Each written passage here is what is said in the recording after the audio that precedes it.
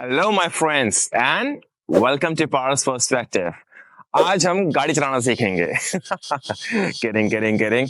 I know every Indian knows how to drive. अब वो जैसे भी चलाते हैं, पर उसको गाड़ी चलानी आती है. We all know driving in India versus driving overseas are two very different things.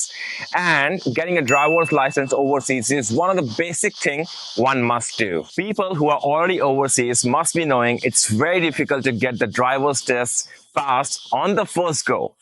ये वीडियो उन लोगों के लिए जो अभी ड्राइवर्स टेस्ट देंगे या दे चुके हैं और फेल हो रहे हैं. There are few basic skills and some fundas one must follow जो कि जब ड्राइविंग टेस्ट दे रहे होते हो जो इंस्पेक्टर है वो नोट करते हैं. अगर कहीं पे भी हल्की सी भी छूट हुई आपके नंबर कट जाते हैं. इन दिस वीडियो मैं कुछ ऐसे बेसिक स्टेप्स बताऊंगा ड्राइविंग टेस्ट के जो कि हमेशा कभी कभार चूक हो जाती है या भूल जाते हो. प्लीज मेक श्योर ये पॉइंट्स याद रखना जब आप टेस्ट दे रहे हो. And I'll make sure you pass your driving test in the first attempt. So, let's jump into the car.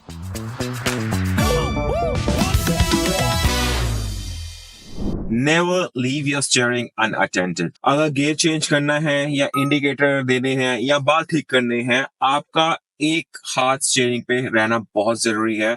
अगर आपने दोनों हाथों को छोड़ दिया, even if you are standing at the red light पे वेट कर रहे हैं, गाना चेंज कर रहे हैं या इधर उधर देख रहे हैं, आपका एक हाथ मिनिमम होना ही चाहिए स्टीयरिंग पे, नहीं तो आपका टेस्ट कैंसिल हो जाएगा. हम सब ने गौरव गुप्ता की कॉमेडी तो देखी होगी, दैट स्टैंड अप कॉमेडियन. उसके अंदर एक एपिसोड में वो ऐसे ऐसे करके दिल्ली चले जाता है, ऐसे ऐसे करके गुड़गांव पहुंच जाता है. यहाँ पे वो करेंगे तो टेस्ट फेल हो जाएगा, बिल्कुल हो जाएगा.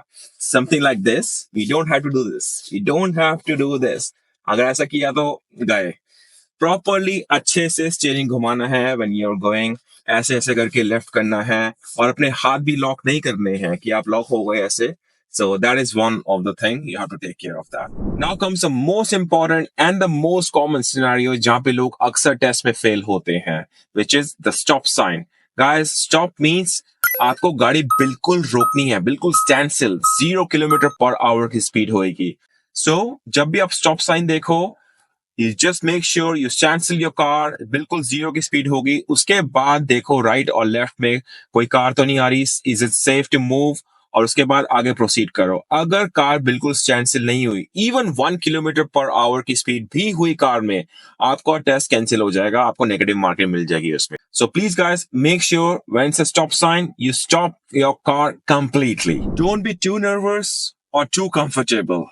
They look at your body language. अगर आप too casual हो, आराम से चला रहे हो और अपनी मस्ती में हो, they will think that you're not serious. आपको चीजें नहीं आती हैं. And if you're too nervous, like बिल्कुल ऐसे चिपक के स्टीयरिंग से गाड़ी चला रहे हो, तो that is also a negative thing कि वो देखेंगे कि आप बहुत ज्यादा नर्वस हो और शायद कहीं गलती ना कर दो. So please don't be nervous, don't be overconfident.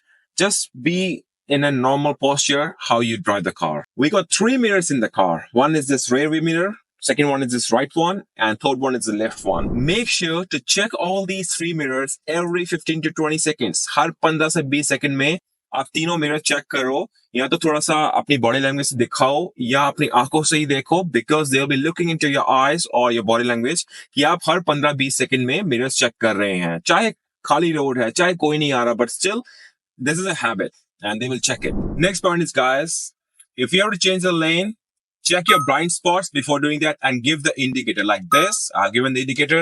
Check the blind spot. कोई आ नहीं रहा, देखा जगह है, and then move to your right. Okay? Or if you have to do that same thing at the left side, give the indicator at the left, check your left side and the blind spot and go to the left. Next point is driving too slow or too fast.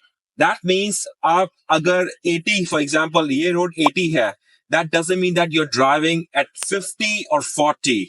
That also gives you negative marking. And the next thing is about driving too fast. वो तो बिल्कुल ही red flag है. अगर 80 के zone पे आप 90 चला रहे हो या 100 चला रहे हो, आपका वहीं पे ही टेस्ट कैंसिल हो जाएगा. So be in the limit. अगर 80 है तो make sure you are between 70 to 80. 10 का वेरिएशन हो कोई प्रॉब्लम नहीं है, बट ऊपर मत चले जाना और बहुत नीचे भी मत चले जाना.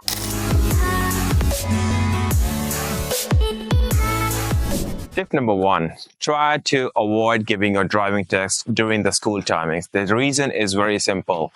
The rules are changed, speed limits are different.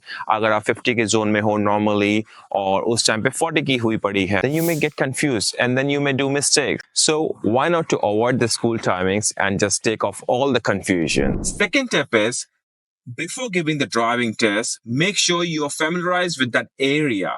इसका मतलब ये है कि 1-2 दिन पहले जाके उस एरिया में जहाँ पे आपका टेस्ट होना है, वहाँ के स्ट्रीट्स को देख लो, वहाँ पे ड्राइव करके प्रैक्टिस कर लो और सारे के सारे red lights, street lights and pedestrians and stop science सारे के सारे आपको याद हों, ताकि जिस दिन ड्राइविंग टेस्ट होगा, you will be more comfortable in giving it and better chances in clearing it out.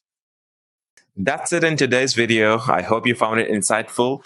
Please let me know अगर आप कहीं पे भी struggle करते हैं while giving driving tests. Please comment down below and I'll be happy to help you.